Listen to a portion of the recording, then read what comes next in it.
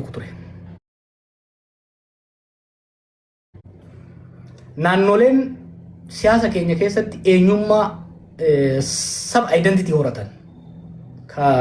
Keessattuu qabsoo Oromoo keessatti, adda bilisummaa Oromoo keessattis, dhaabbilee biraa keessattis saba identity, national identity qabna. Parochial yookiin immoo localized identity qabatanii collective identity keenya wajjin wal dorgomuu eegalan jiru.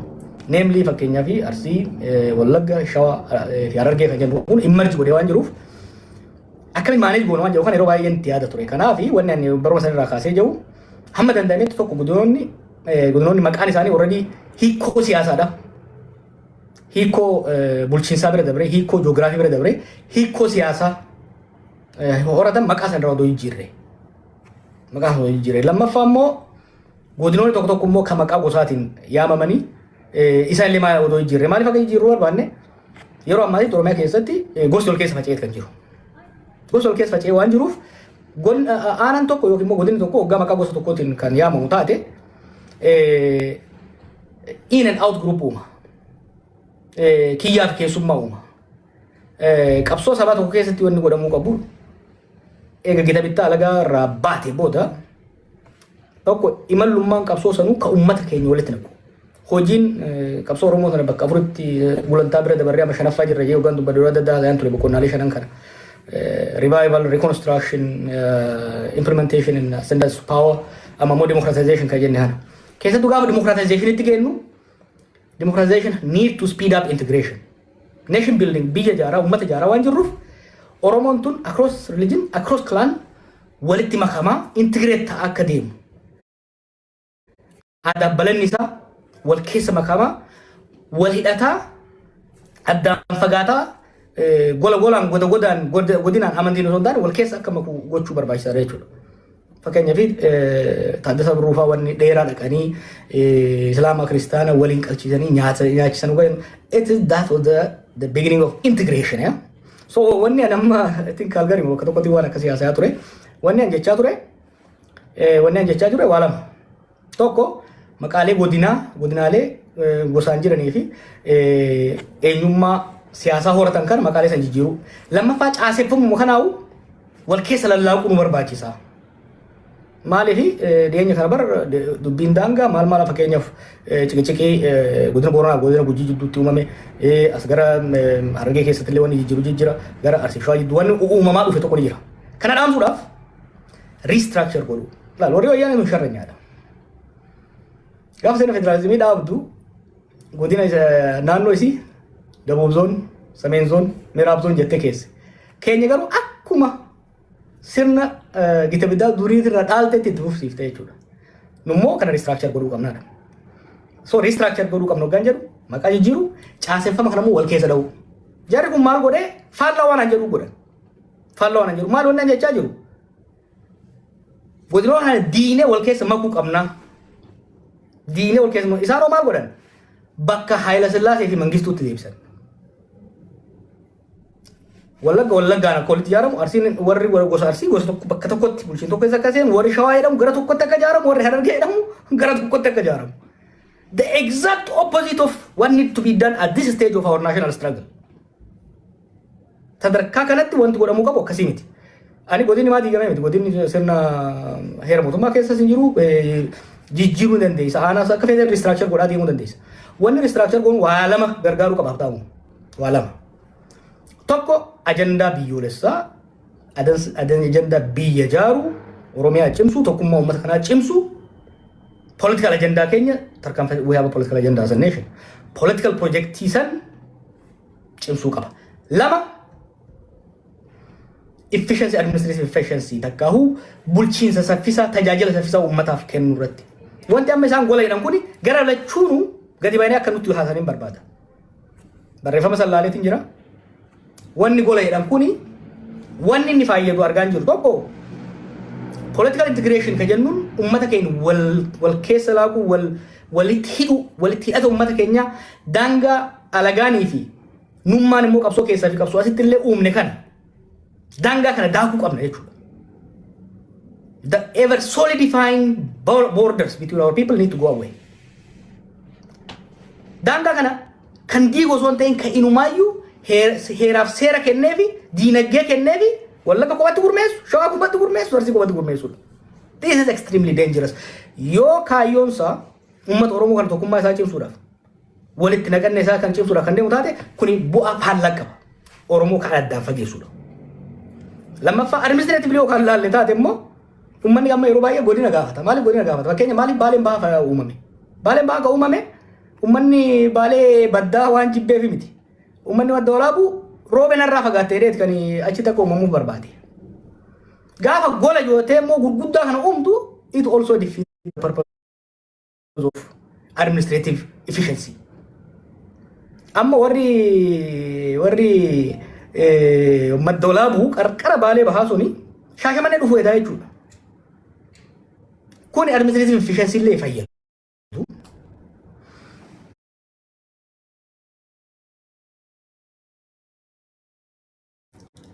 Political program jechuun political agenda keenyas political agenda ugaa jedhu politika saba Oromoo kana kan wal qabate ka tokkummaan isaa cimee jaaruudha hin fayyadu. Administrative efficiency illee hin fayyadu. Wanni waan kana irratti waan kana kan dhagee keessan barreessee hin ture. Wanni gadi bahee dubbadheef wal cina waan biraatiin dhufe. Yaanni federalizimii sabdaneessaa kana diinee federalizimii ji'oogiraafiitti goona kan jedhan kan dura deemanii turan sunis saniif haala mijeessuu fakkaata kun. Maaltu kana wal qabatee dhufetti fakkaate? Dur naannoo uumuudhaaf akka heeru mootummaatitti naannoon tokko bakka lamatti bakka quufsaa taatu walitti bakka quufsaa taatu haaraan uumamuudhaaf gaafiin House of Federationiif dhiyaatee House of Federationiin mari'atee ayyama kennee referendamii godhee achi booda paarlaamaa dhufee appuruu godhee kan deemamu. Amma maal jedhame? Gaafiin paarlaamaa hin dhiyaata. Paarlaamaan sagalee wayyaa baanii dabarsaa pirezidaantiin mallatteessaa peereedha. Kuni baay'ee Oromoo qofaaf miti. Saboota biraa keessatti illee jeequmsa guddaa waan kaasuudha. Waan yoo kan itti deemu mul'ate taate sirriitti bulleeffamee pros and cons miidhaa faayidaan isaa sirriitti ilaalamuu qabu jechuudha. Dansa egaa gama kanaan gaafiin tokko kan ka'u walumaa galatti gola kan jedhamu kuni namoonni kuni Oromiyaa bittinsuudhaaf carraa kanatti yoo fayyadamne gaariidha waan jedhan kaasu. Gama kaaniin immoo lakkii bulchiinsa kallattii garaatiin jiraatu tuqaa Oromiyaan biyya ta'uudhaafuu bu'uura jalqabaa kan buusuudha. Bolloonni amma ijaaraman kuni akka naannoo ta'uu guddatanii Oromiyaan akka biyyaattu yoo yaadamte maqaan Oromiyaa jedhamu kun jiraatee naannoon achi keessatti jiraatu amma naannoon kawai biyyattii fi jedhamu keessa jirutti Oromiyaa gara biyyaatti geessuudhaaf baay'ee tajaajila guddaa qabaata. Maaliif jeeqamaa namni fi maaliif kana wajjin dhiphataa kan jedhan kun immoo lakkii aayidentii tokkummaa Oromummaadhaa sana balleessanii gola golaan qoodanii bolonni kuni Oromiyaa keessaa ba'anii naannoo gaafa ta'anii tokkummaa Oromummaa fi eenyummaa Oromummaa sana bittinsuutti kan deemaa jirudha garee kallattiin kuni kan ta'a.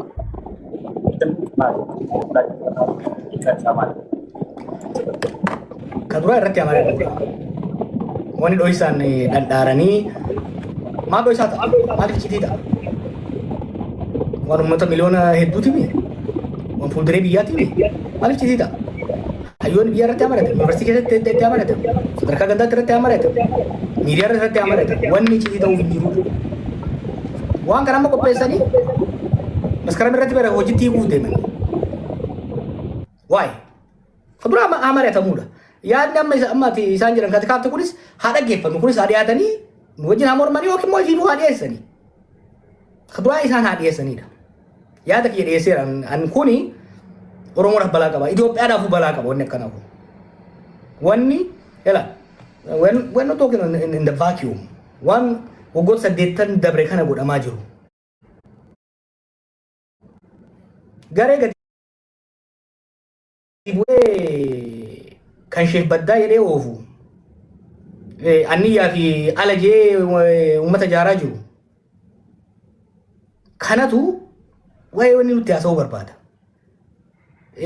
What is their intention? Maaliif gocha isaanii irraa madaallu. Hoggaa wanni tokko barreeffama qofa laallu. We read between the lines. Wanni guddaan isaan godhaa turan Oromoo jidduuttis haa ta'u saba salammoota jidduutti jeequmsa uumaati kan turan. Amma akka ajandaatti gaaf dura gadaa baasan irra mari'anna. Wanni amma national dialogue ajandaa jedhanii baasan summii baay'ee of keessaa qaba. Waa'ee daangaalee waan jedhan gaafilee fakkeenya Sidaamaa fi Oromoo walitti buusu waan danda'an jira. Somaalee wajjin walitti buusu Oromoo daangaa hunda walitti buusu uummata kaan wajjin walitti buusu waan qaqqabanii jira. Sanitti dhufna. Ammaaf garuu wanni jijjiirama Oromiyaa irratti illee Itoophiyaa irratti godhamuudha yaadamu iccitiin ta'uu qabu. It should be open for public discourse. Wanti kuni Oromiyaa goolaan ijaaruuni Oromummaa ni cimsaa. Tokkummaaf nagaa Oromoo ni cimsaa.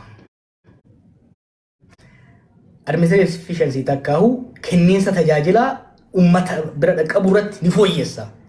Misooma ni saffisiisa hunoo kanaan takka takka lama sadii jedhanii daataadhaan nu agarsiisuu qabanidha.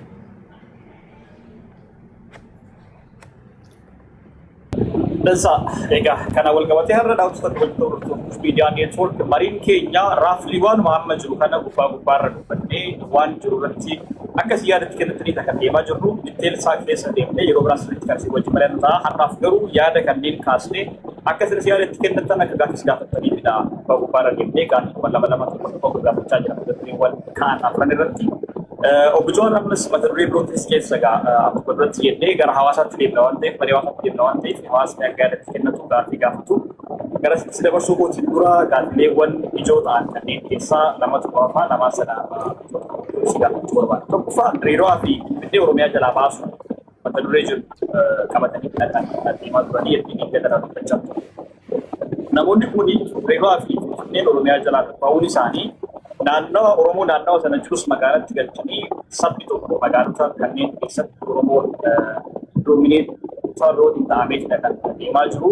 Demoogiraafii magaalaa jijjiiruu irratti bu'aa guddaa qabu. Fakkeenyaaf Finfinneen shaggar dabalattee yoo akka naannootti ijaaramte Oromoon olaantummaa qabaataa magaalaa sana bulchuus abbaa biyyummaa itti gaafachuufis rakkoon qabu Dirreedawaan akkasuma kan dura kan Somaalee wajjin sana uummanni wajjin godhamaa ture kan Somaalee wajjin naannoo sana kan jiru hawaasni dabalamee naannoo ta'ee Oromummaa keessatti kan isaa olaantummaa Oromoo tuffaa gaaffiin abbaa biyyummaa kan Oromoo dabalatu warreen jedhanii kaasan.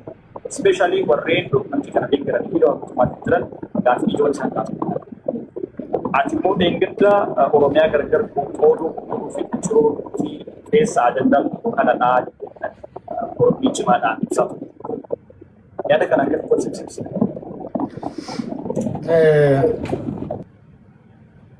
Projektii shimallis haasa'u tokko jedhama. Oromoo magaaloon waan jedhamu.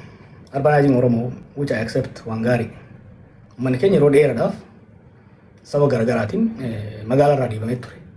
Wantoota qabsoo Oromoo kana firiinsanii jijjiirama hoolaa 18 finne kana bu'aa akka buusu godhan keessaa tokko waa sadii gurguddaadha. Tokko qubee afaan Oromoo dhufee namni afaan ofiitiin barachuudha. Lammaffaan Oromiyaan uumamtee birookiraasiin Oromoodhaa uumamuudha. Sadaffaan Oromoo magaalaatti galuudha. Faallaan ta'u gaafa magaalota wayyabaa Oromiyaa irraa murtee jechuun caasaa Oromiyaadhaan wal qabu gaafa irraa murtee yaada wanni ta'uu qabu daangaan jidduu baduudha qaba malee daangaan jidduutti daangaan bulchiinsaas haa taatu political boundary haa taatu physical boundary baduudha qaba malee jidduu tolfamuun I miss it. Akka dhufanii naa himaniin barbaada. I want to hear it. I want to hear their perspective. Akkamitti magaalota lamaan kun magaalota handhuura jedhaman handhuura biyyattiiti. Finfinnee handhuura jiddu galeessa biyyattiiti. Magaalota kanarraa godinaalee irraa murtee yoo baafte tokko Oromiyaa bakka lamaan murtaa san qofaa miti. Sadaffaa yaadu uummata magaaloomsuu jedhu kanaawu kan daangaa itti tolchuudha. Namni baruu nama dura waa'ee boqonnaalee qabsoo irratti barreesse irratti teebilii tokko kaa'eetiin ture. I think 84tti namni Oromoo magaalonni namni Oromiyaa keessa namni magaalota keessa jiraatu parsantii 7 ga'u ture. By gaafa namoota san qopheessu I think 2012 akkasitti gara parsantii 40 tolse akkasi deemaa dhufe magaalota keessa namni jijjiiraa dabalaa dhufe. Sun maaliif ta'e push factor magaalonni hostile turan uummata keenyatti. Hostilitiin suni namni afaan ofiitiin haasa'uun bulchiinsa wal keessa dhufuun kun nama harkifateeti kan namni magaalaatti akka galu carraa kan uume jechuudha.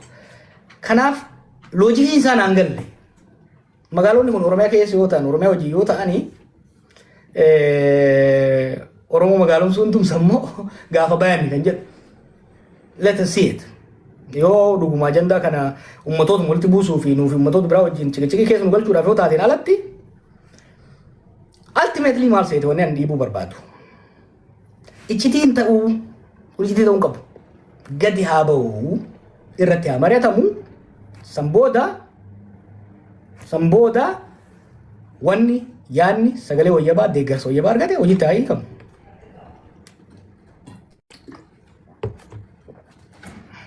Egaa kana amma eega jennee booda akkuma duratti jedhee marii hawaasaatti ce'uudhaaf jirra. Hawaasa keenya sagaleedhaan dhaggeeffachaa irraa isin barbaachisa. Gaaffii tokko tofadha. Sirriitti kaasnaa yeroo biraa irraa mari'annaa jechuun namni qabadha. Kanatti gaariidhaan haa ta'u gama kanaan. Har'aaf garuu waan kana ijoo suma qofa irraa kaasnee gaaffii tokko qofa kaasaa irra dabarre. Federaalizimii sabdaneessummaa dhiibuu bu'aa damuu balaa galmee sanaa. Federalizimii sabdaneessaa dhiibuudhaaf deemaa jiranii jechuudha. Dhaggeeffattee rakkataa balaa damuu bu'aadha. Federalizimii sabdaneessaatu biyya sana jeeqaa jira. Saaffattoota walitti bu'an fidee rakkoo kan fidee jira. Federalizimii sabdaneessaatu daangaa biyya keessatti fudhee saaffattoonni naannoo tokkotti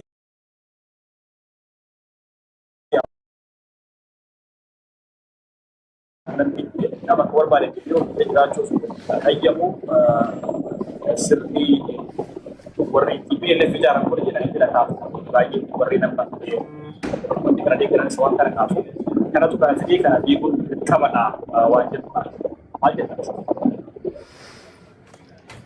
Mana gaya kuma